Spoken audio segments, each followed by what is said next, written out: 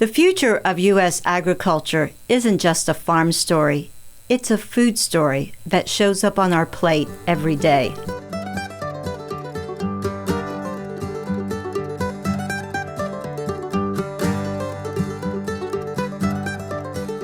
This week on Rooted and Restless, we are moving from the plate back to the farm and find out about the story behind some of the headlines we've recently seen about U.S. agriculture and its crisis. And who better to talk about it than my guest today, David Parker, with an Indiana farm background and a Purdue ag economics degree. David has influenced and impacted U.S. agriculture for decades through his public speaking, his strategic consulting, and ag retail insights.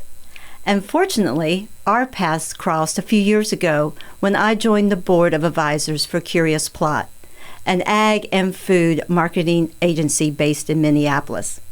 But today, our thoughts are our own and not any particular associated with any of the organizations with which we work. So, David, before we get into the real heavy issues on headlines, I just have to ask you, how did an Indiana farm kid get to Las Vegas? The last time I was there, I didn't see any corn or soybean fields. No, you won't see any corn or soybeans here in Las Vegas. And I get asked that question, frankly, about 15 times a week, it seems like.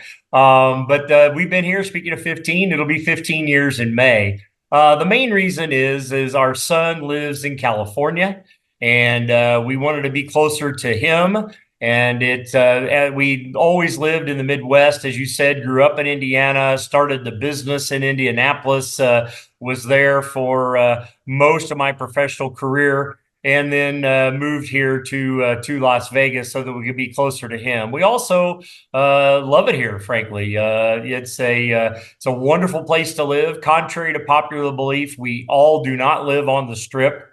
It's actually a town. It's actually a city. And I say this, we actually have churches and everything. I mean, it always surprises people because all they know is the Strip. But it's actually a wonderful place to live. My wife has been retired for many, many years, and it's a great place, especially for folks our age. Lots to do, great weather. We like to golf, and so that's pretty much available every day. So it's been a great move, and it's been wonderful. And also we appreciate paying no state income tax. That's also a nice benefit of Las Vegas.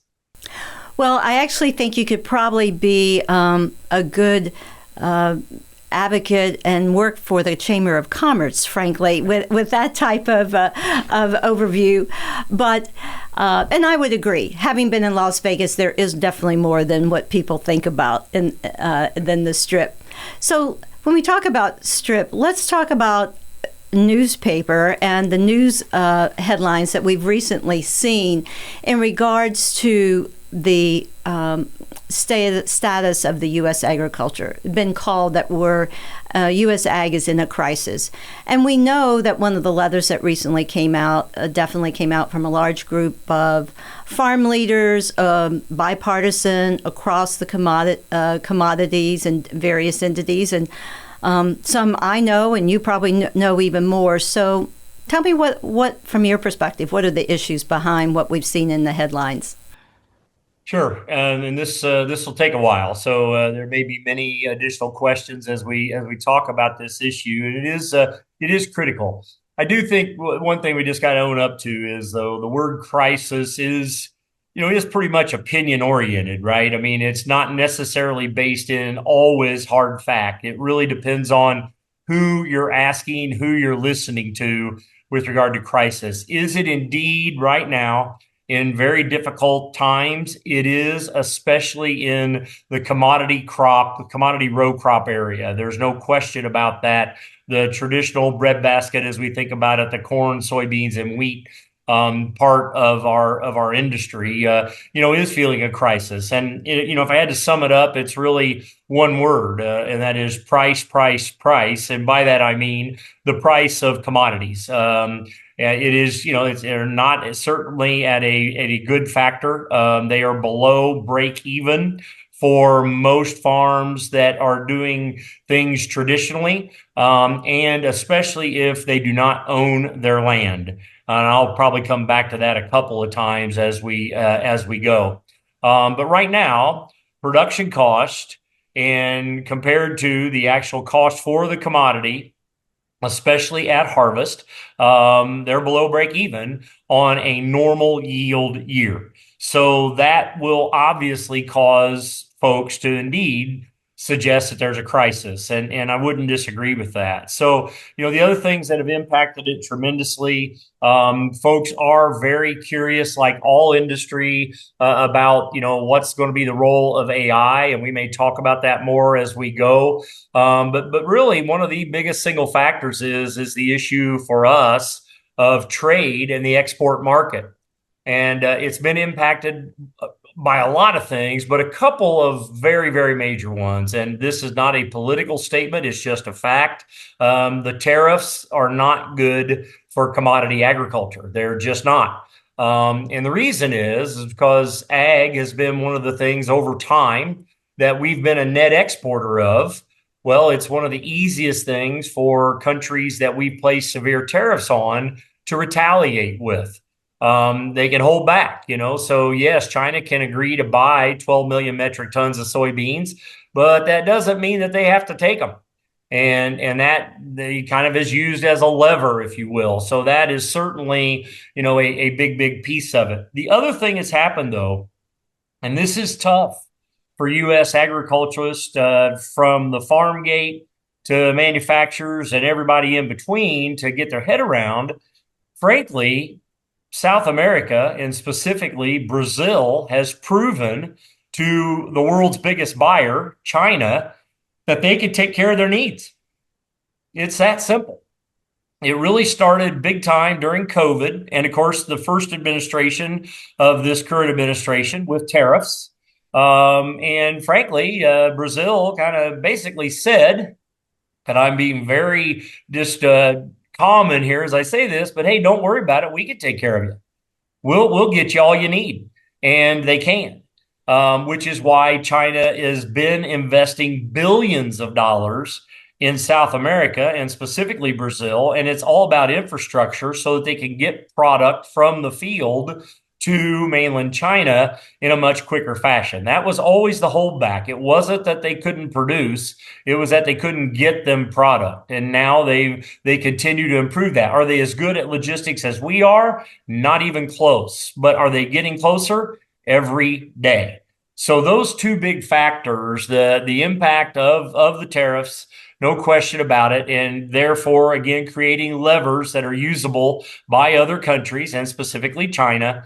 And then the other one, and maybe even a bigger issue is that China or Brazil and the rest of South America proving to China, we can get you all of the agriculture commodity products you need. So you think you're saying, if you're listening to this, David, well, yeah, we're just talking about corn, soybeans, and wheat, but it drives everything.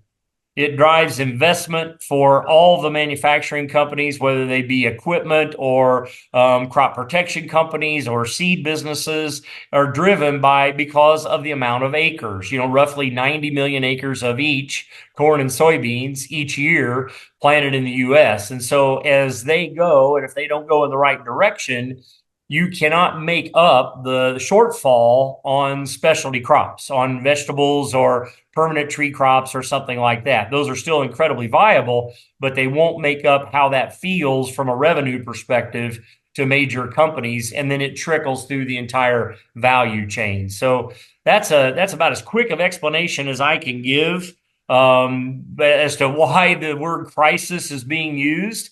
But it's true. Now, here's one other piece, and I know, Marianne, I respect you so much and all your knowledge around the food space. The one that constantly keeps getting talked about is the price of beef. Well, the interesting thing is beef is the one thing that it is absolutely not a crisis. The beef guys are doing incredibly well. However, there is an outcome to that due to them doing so well economically, and that is we're not building back the cow herd because that heifer she is worth more as beef than she is to get her pregnant and gestate a calf and then have that calf go to market. That's a year and a half or so that I am missing out on significant revenue. And so guys are actually, if anything, they've shrunk, and most of them have their actual, mama cow herd, if you will. There's an ag boy for you, right? So that because they're selling those female animals, they're selling them as beef. So that's a big deal. And frankly, there is nothing on the short term horizon that's going to cause that to come back. And they, by the way, are glad that corn price is down because it's their main source of feed. So that's about as quick as I can go, Marianne. Well, I think you've given us a great landscape, and you answered my question about Brazil before I even had to ask that. And I do think you explained it very well because, if you're not in this space, the average individual is not thinking about the impact of South America, or again, we want to think, well, let's just go local. But I think, and Jenny Schmidt in the second episode that I did really talked about the economics, and it really is economics. And one quick question before I move on is that you definitely described the beef situation as it relates to the food on the plate. And I think with consumers a lot of times and when we see the headlines that we just talked about, is that does it really affect me as a consumer on the plate? Beef does, exactly, but especially some of the crops. Well, I mean, again, a couple things about affecting on the plate. And I think the one thing we forget about U.S. agriculture is we still have, and I'm counting everything, there's nearly 900 million acres in total in production in the U.S. Now, that includes, for those listening that aren't familiar, that includes everything, right? So that's orchards, permanent tree crops, things like walnuts, things like grapes, annual vegetables, all those kind of things. But all in, it's about 900 million, maybe a little less now. And again, we might talk about later some of that acreage going away on an annual basis. But because of that and because of its impact, food really does do something for all consumers and frankly, all Americans. And that is we still do indeed have the most abundant and most secure food supply in the world. All right. And so because of that, overall, still our spend on food is dramatically lower than other places around the world. That number continues to move, but it's somewhere at best at 10% of disposable income being spent on food, which, again, as high as food prices are, if people would really look at it, though, that is a big deal. And so all of agriculture enables that. There's no question. Certainly, if we could get local, that's fantastic. There's no question about it. But all those corn and soybeans that people see as they drive by on the interstate through the middle of the country, that product is being used to feed animals and or create things like starch, as an example, that go into all kinds of food, right? That you buy on the shelf and lots of other products as well. Sugar, right, certainly is involved there in many of the things that people buy. So it's not just for animal feed, but that is the basis for that. Now, there is one other component, and I'm assuming you're going to ask me about it, and so we can talk about it as your perspective and your prerogative, but we really do need to get, well, the first phase would be to get E15 passed here in the U.S. Because again, that ethanol is made from corn. And again, it's about security, right? It's about energy security. It's also about continuing to keep our agriculture base, which again forms the basis of a lot of our economy all throughout the U.S. So, we are really looking at not only E15, which is ethanol, but also, refinable or the aviation fuel issue, which again, that would be corn, and then biofuels, which would be soybeans. And so I'm hopeful that we continue to explore and develop that, make it economical. But I think that's a future, an absolute for U.S. agriculture. And I think you brought up a really good question. Probably we need to even think about that as another episode, because as you well know, I think a lot of times, even though from an agriculture standpoint we recognize the economics is not only from food, but looking at all the aspects that you mentioned, from fuel, not only for fuel for food, but fuel for to actually run from planes to cars. And that doesn't always set well necessarily with consumers. And like, why are you spending precious land to grow food that doesn't feed us? Yeah, well, but again, that all that food that they see out there in a commodity, but be it corn and soybeans, that doesn't feed them directly anyway. That feeds them through those other sources, as I said, and that's the part that they don't understand. And I don't blame them. Hey, it looks like corn in my garden. What the heck? I mean, that's the corn I eat, and it's not, and that's always been misunderstood. Probably, unfortunately, no matter how hard you and I try, Marianne, it will probably always be misunderstood. But the food for fuel issue, fuel versus food debate, is legitimate. But I think again, they're the underlying factors. It's an addition. It's not a replacement. It's an addition to how we might utilize what we're really good at. We are amazing at production, and we really are. And we're also incredibly amazing at logistics. We can move literally millions and millions and millions of bushels in a very, very quick fashion, which gives us an advantage globally. But we gotta keep refining that system as we go forward. Well, and I think when we talk about, the whole concept around this podcast is talking about the story behind food, and that it's not as simple as one thinks. And I think what we've just talked about shows the complexity in that regard. Let's hit on a little bit. You mentioned land and how much land is being used, but we also see that every day how many acres of farmland is going to development, and I've experienced that personally in some of the family farms. But also we kind of see the battle now in some areas over solar farms. And so the question is, do we really need to be concerned about the depletion of farmland? Or looking down the future, what are some alternatives? Do we necessarily need land? What are some other alternatives when we think about growing food? And so how long do we have? Well, about 2 or 3 minutes, okay? Okay, the land use debate. We are indeed losing acres every year. There's no question about it. However, one thing that doesn't ever get talked about in that same discussion is, and yet we made more product.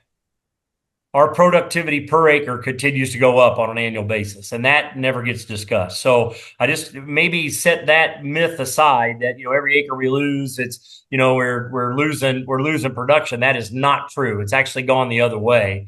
We actually make more total tons, bushels, however you want to describe it, pounds. It doesn't matter to me. Every year, right? Even though we have less acres in production. So I want to get that out there first. All right.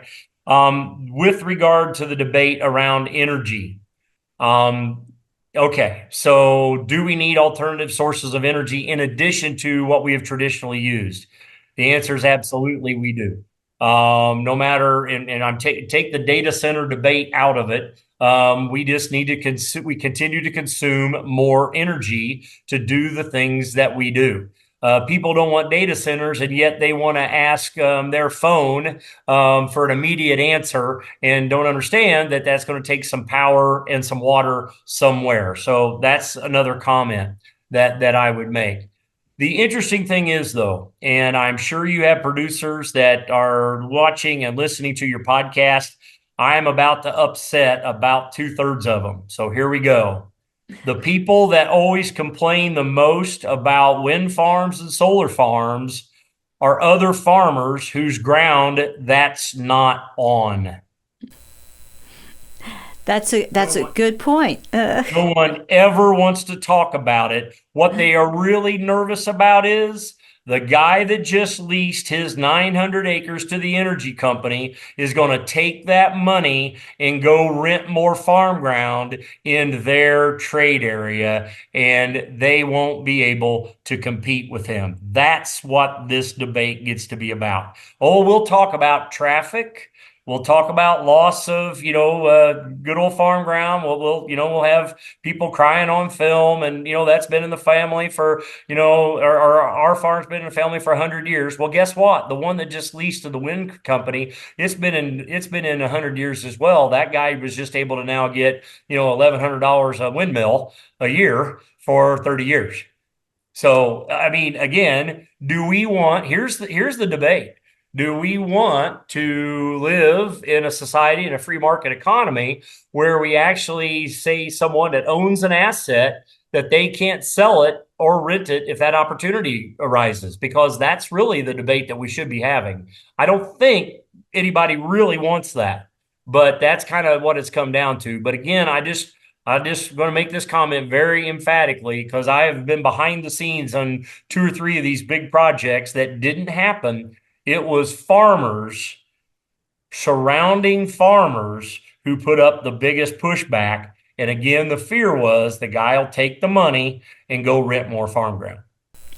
Well, I think you provide a very interesting perspective, because sometimes, we forget who might really be out there either for or against.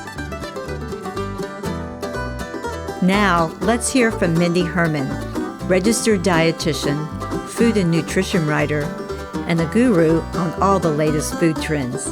Hi, Marianne. Here are a few takeaways from Curious Plot's latest Consumer Curiosity Report.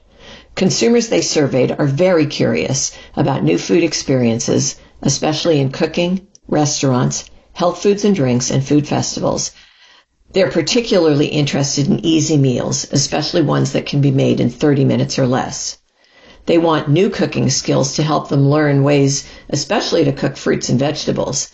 And with today's financial insecurities and uncertainties, consumers also need guidance on eating on a budget. Already they are shopping more for store brands and cutting back on premium products. Many millennials and Gen Z respondents also say that they stopped buying fresh produce because of high prices. And in a stressful world, consumers are especially interested in foods and beverages for better sleep. And that's this week's Trends Minute. Now, let's return to our conversation. You mentioned wind farms. I know driving to Colorado across Kansas, and once you're in Kansas for like a day on I-70. It looks the same the whole way. But we have seen the continue growth of windmills, along the way, and the wind farms. But guess what? You can still do cattle as well. So, it's kind of a combination in that regard. You can, and I make this point. That's something, we've never done, because again, we're a free market society. And I do a lot of work in Kansas. There are acres in Kansas that have been put into production that should never have been. They don't have the soil quality or the water. Right. Can they grow a crop? Yeah. Can they grow a good crop year after year? No. But what a perfect place for a wind farm. But I don't believe I want to be a part of an economy that says to a guy, because he lives in Kansas, if he wants to try to produce corn, he ought to be able to do that, right? It's no different than having a company and saying, this is the product that we want to sell. It's up to the market if they buy it or not, right? So, right. This is a really big issue. If we had a national farm policy, there are a lot of places in our country that frankly should never have been put in production, ever. And it's just reality. But again, who are we to say? And that's the issue that we have. Kansas, you and I have been there a lot. It's the perfect place for a windmill.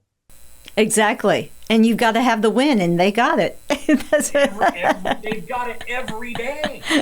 Exactly. Every day. So anyway.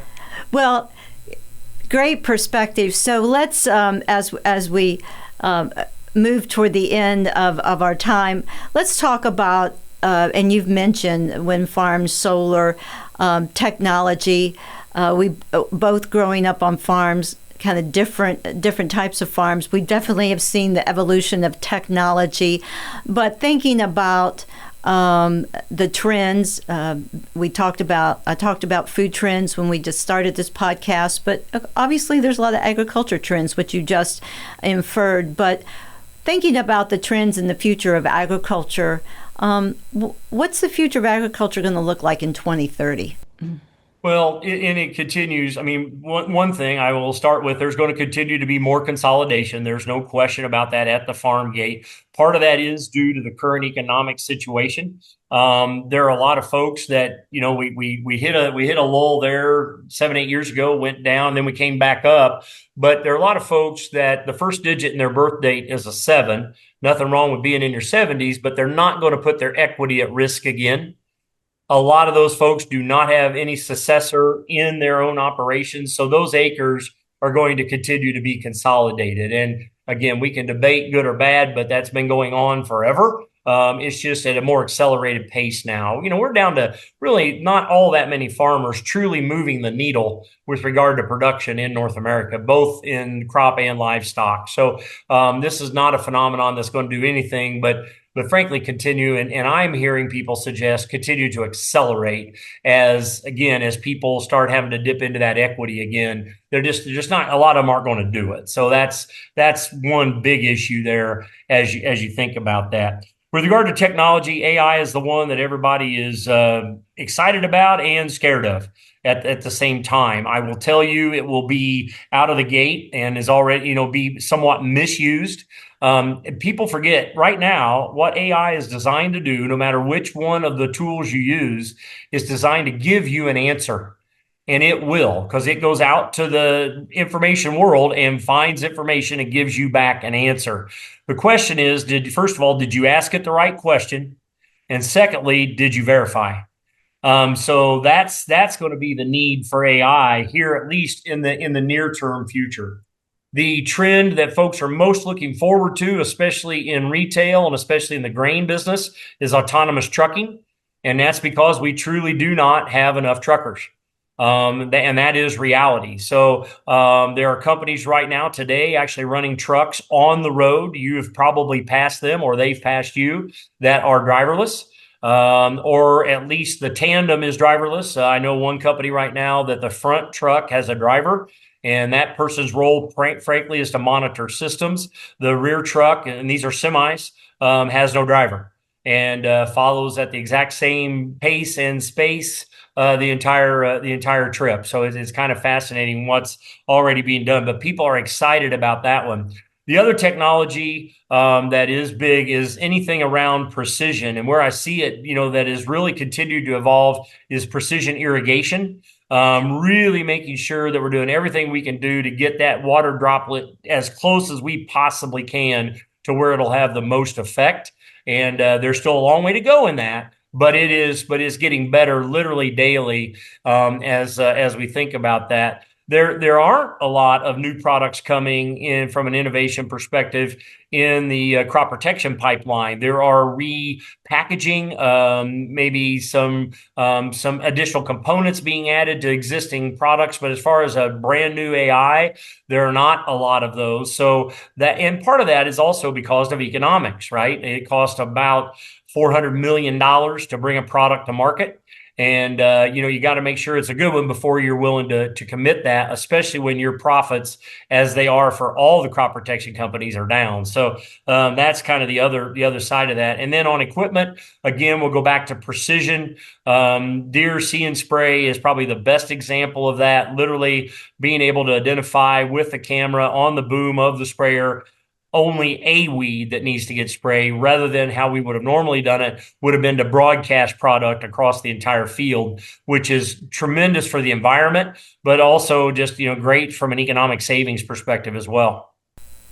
Well, I think you've identified so many things that we could just talk hours and hours on in that regard.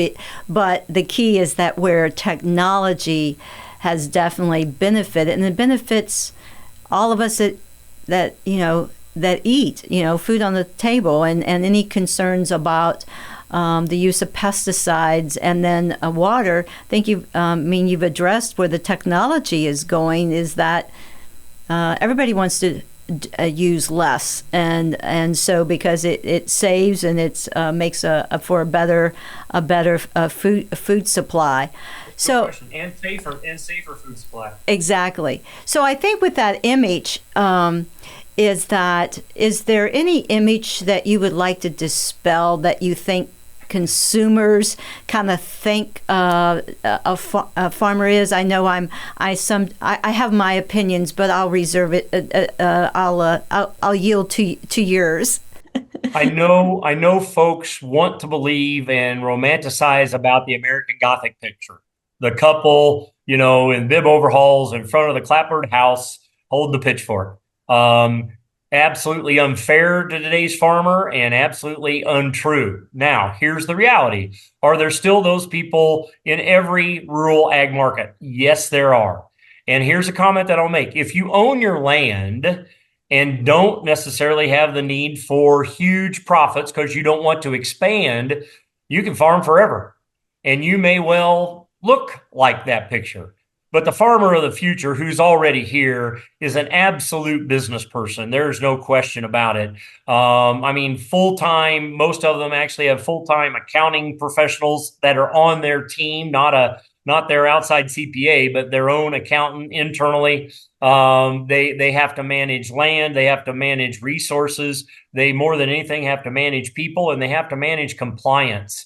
Literally, we have to start thinking of the future of the farm as it's a factory. Its output, instead of a car or a widget, is food. And those that are doing that they're gonna continue to be successful. They constantly are looking for ways to do a couple things: add value and find other needs that they can meet with any kind of specification, any kind of specialty to what might have traditionally been a commodity. And the guys that are going to make it and are making it are going to do just that. I have the pleasure every year of being on the faculty at TPAP, the Executive Program for Agricultural Professionals. And I assure you, the people that are in that room, you wouldn't know what they do. They could be running any kind of business anywhere in the Western Hemisphere, which is where they're from. They just happen to be running a farm. Well, and I think the key here is that it's still about it is a business. It has to be, to make it work, and the economy of scale. Sometimes we think small is good, but we have to have small's fine if you had it. But to your point, we have to have the large economy, and at the end of the day, it's still a people business, and it's a family. It's a family farm. I think, even though I think you alluded to that, is that we will see a consolidation, but guess what? It's still run by families. Well, yeah, that's absolutely. Just a little over 1% is truly corporate farms here in the U.S. They are always family. They're just big. Right. And that's a whole different issue. It really truly is. So, and again, people kind of get this whole American Gothic thing kind of mixed up with today's farmer. I mean, they're still going to be local people. They're still going to live in their local area. They're still going to go to church, and their kids are going to go to school, or their grandkids. It's a business. It's just a different entity going forward than it was when everybody looked alike, right? I mean, that's right. exactly what's going on. And then you talked about efficiency. There's not a single industry anywhere in the world that doesn't do this exact same thing. Continue to expand, because again, I've got these assets. They're very expensive. How do I make sure that I'm getting the most out of them? Spread it over more business. That's no different than a guy with a combine. What's he need to do to make that a better decision? Have more acres. Well, I think you've given us a great look into the headlines of where we've talked about and the realities. It's still about, the future of U.S. farms does affect what's on our plates in that regard. But before we leave, it's February. And my other love is obviously college basketball. And you and I do not, the good thing is neither of us wear red. So that's a good thing, But, it's February, March Madness is around the corner. I didn't call you, but at the beginning of the season, when Kentucky beat Purdue in the exhibition game, I was psyched. I thought we would have the 9th banner hanging in Lexington somewhere around April the 6th, and was hoping that maybe this was just a preview of what the final game was going to look like. I'm not so sure that's going to happen from our end at this point. So Purdue looks pretty good. So, in your crystal ball, do you think we'll meet again in March somewhere? Whether or not we get to Indianapolis is a big question. Well, I might go to Indianapolis because that's just, the farm is only 30 miles from there. So I might be in Indy, but it won't be because I'll be watching the Boilers in the Final Four, I predict. If we meet again, I'm unfortunately going to tell you, I think it's probably Sweet 16 is where that meeting would happen. I don't see the way we're playing to go much past Elite Eight. But as you know, this year, there are easily 10 to 12 teams that could be the one. And in fact, you probably paid attention. Arizona, the currently number one, got beat last night. So it's really up in the air. But I look at my team and yours, frankly, I'm kind of seeing Sweet 16, maybe Elite Eight for both of them. Beyond that, I really it would be a really nice surprise. That's my guess.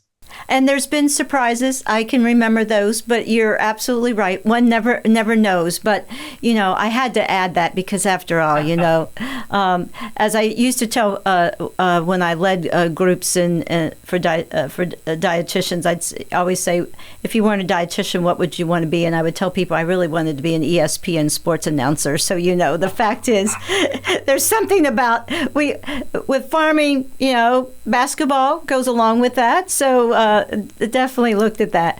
Well, David, thank you so much for your time today. You gave us excellent insight, as you always do. I think it definitely says that the story around farming is complex, but at the end of the day, it still comes down to a family farm, a farmer looking at how to produce food in a way that benefits us, but also it puts food on their table as well. So thank you again for your time. It was great chatting with you. Absolutely my pleasure. Have a great day. Thank you. As I reflect on our conversation with David today, I think the key here is to realize is that agriculture and farming is a combination of small and large. But we need to think about that just because a farm is large, it's not, quote, a factory. It is a business that benefits not only that farmer, which is a family farmer, but the economy, the community around them, around us, and the cost of food on the table. So when we talk about there's always a story behind food, but it's not as simple as it thinks. I think today's comment definitely says it's complicated. It's not as simple as you think, but the good news, let's celebrate that we've found technology and we have found ways to make sure that we have a safe food supply, available food supply. We just need to make sure that it's accessible for everyone. Thank you for listening, Rooted and Restless. It's all about digging deeper into the behind the scenes about food, agriculture, and nutrition, because after all, every food has a story, and sometimes it's not as simple as it seems.